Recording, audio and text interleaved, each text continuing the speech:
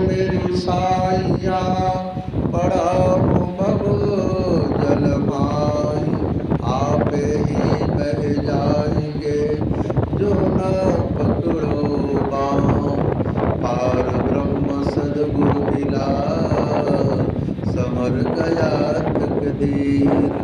दर्शन करते मिट गया जन्म मरण का पीर। परमराध्य हृदयासीन घटघटवासी श्री सद्गुरुदेव भगवान जी के चरण कमलों में कोटि कोटि दंडवत।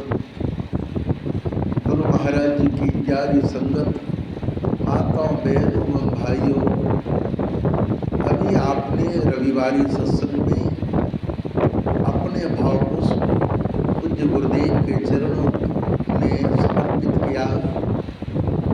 आपकी जैसी मनोदशा होगी वैसा भाव आपने गुरुदेव के समक्ष रखा।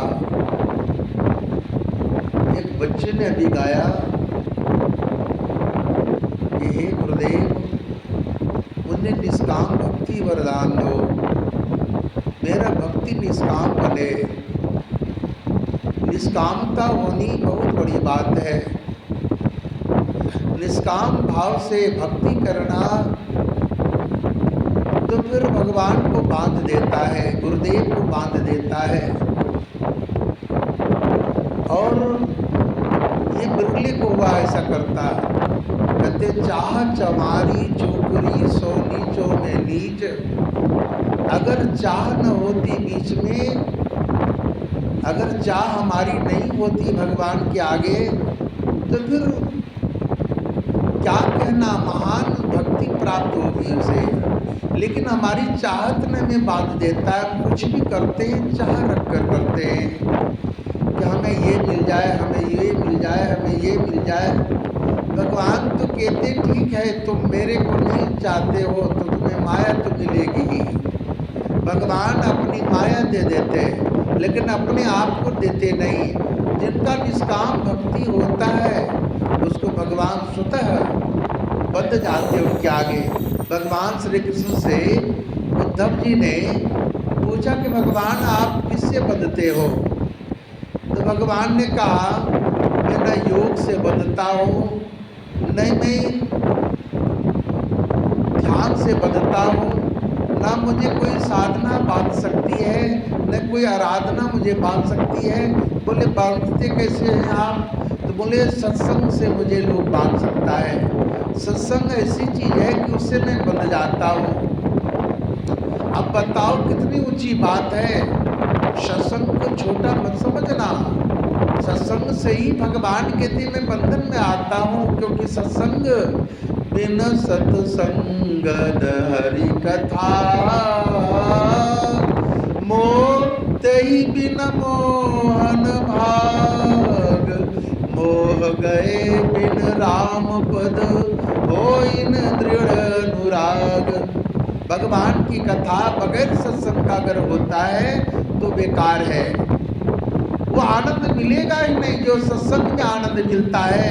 उससे मोह का समन होता है, विनाश होता है। और जब मोह का विनाश होगा तभी भगवान के चरणों में भक्ति होगी। इतना सहज नहीं है। आज तो लोग कहते हैं अरे फलाने जगह गए, बहुत अच्छा भागवत हो रहा था, काफ़ी लोग थे, नाच रहे थे, कूद रहे थे, तालियां बज रही थी, क्या मज़ा था। अरे वो भागवत कथा नहीं है वो। हाँ, हमारे लायक वो जो दुनिया का फैसिलिटी है वो हो रहा है। भागवत कथा हो और वृत्ति मेरा चेंज ना हो, मेरा जड़वत वृत्ति बना रहे, ऐसा हो नहीं सकता। महाराज श्री सुना रहे थे, पूज्य श्री स्वामी जी महाराज की एक जगह कथा हो रही थी। बहुत बड़े संत महापुरुष आए थे, भागवत कथा हो रही थी। तो रोज वृद्ध लोग जाते हैं सुनने के लिए। तो उन्होंने अपने उस दिन उनको कुछ काम था, कहीं शादी में, कहीं संबंधी में जाना था, तो अपने लड़के को भेज दिया। लड़का जो था 10-20 साल का था, गया कथा में। और कथा जब सुनी उन्होंने तो उन्होंने कहा महाराज ने कि एक गाय जर्रे जर्रे में झांकी भगवान की, किसी नूर वाली आँख ने पहचान की। अब ये जो कहा उस लड़के को लग गया कि भगवान का जर्रे जर्रे में वास है। और वह बढ़िया क्लास का था, वो दुकान पर बैठा हुआ था। पिताजी बोरे में अनाज लेकर बेच रहे थे। इसी बीच एक गाय आ गई और गाय डाल दी अनाज के बोरे में। और उस जो बनिया था डंडा उठाया, दे डंडा दे डंडा दे डंडा, 10-20 डंडा जहाँ तक जमाने का लगा दिया।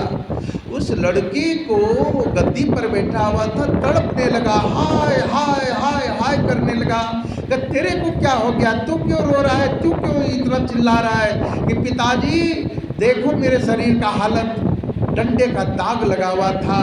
क्योंकि उस मौज में वो था, कथा जो सुनी थी ना बाबा जी का, उसके दिल में टच कर गया। और जर्रे जर्रे में झांकी भगवान की, भगवान गोविंद का याद उस गाय में भी होने लगा। उसे गोविंद का दिखाई पड़ने लगा तो सब पर। और कहा देखो तो मेरे को ही मारा, मेरी गाय को नहीं मारा, ये मेरे को मारा है। क्या ऐसा कैसे हो गया? क्या इसलिए हो गया कि मैं तो रोज जाता था कथा सुनने, मेरे को टच नहीं किया बाबा जी की बात, तेरे को क्यों लग गया? क्या बाबा जी का बात इसलिए किया कि मेरा कोरा मन था, मेरा मन में कोई माया थी नहीं। और माया प्रवेश होता तब तक भगवत कथा का दाग लग गया, उसका असर हो गया और मेरे मन में गोविंद का भाव जग गया। और तू तो जीवन भर हाय हाय हाय हाय, कुटुंब कबीला समाज धन संपत्ति इसी में फंसे रहे, तेरे का तुम्हारा तो स्लेट विषयों से भरा हुआ है, इसलिए तुम पर असर नहीं हुआ। उन निष्काम भक्ति तो जिनका हृदय वैसा प्रज्वलित होगा, प्रफुल्लित होगा, जिनके दिल में भगवान के प्रति आही होगी, ख्यालात होगा, उन्हीं को असर होगा। ऐसा हो नहीं सकता। स्वामी जी महाराज कहते थे कि देखो बेटे, जब महाराज जी आते थे ना, मैं 18-20 साल का था और दौड़ दौड़ कर चले जाए वहाँ परमपुरी आश्रम, और वहाँ ईंट ढोएं, पाल ढोएं, सेवा करें और संतों के आदेश का पालन करें। तो मेरे माता पिता को जलन होती थी, एक ही बेटा ये क्या करने लगा, अभी तो ये साधु बनने का उम्र नहीं है, साधु के पीछे पड़ गया। अब रोज उन्हें प्रताड़ना करे, रोज डांट लगावे, बहुत फटकारे, लेकिन असर ही नहीं हो कुछ। अब बस दौड़ दौड़ कर दरबार की सेवा करे, महाराज जी के पास जाए, उनके चरण दबाए। और ऐसा होते होते अब लाख दुनिया पलट गया, लेकिन महाराज श्री नहीं पलटे, पूज्य श्री स्वामी जी महाराज। ऐसी लगन लगा, क्योंकि दिल तो साफ था ना कि निर्मल जन मन सो मोहि पावा, मोहि कपट छल छिद्र न भावा।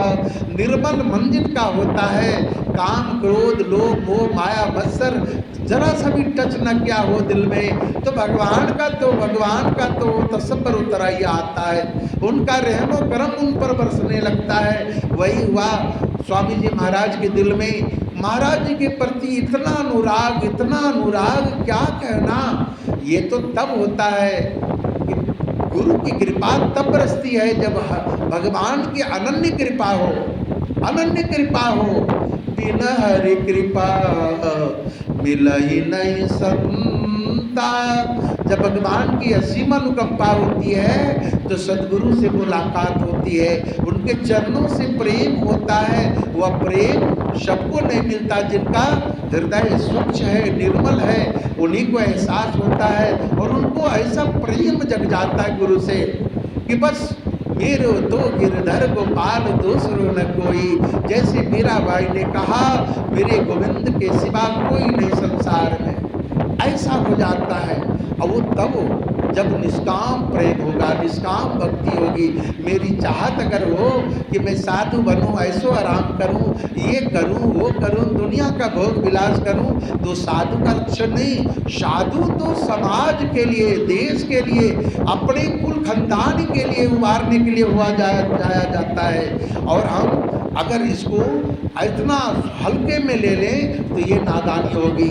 साधु बनना, महाराज श्री कहते थे, साधु बनना मर जाना होता है। मुर्दे के समान जो हो गया वही साधु बन जाता है और बन सकता है, और वही समाज के लिए उद्धारक बनता है। इतना सहज नहीं है।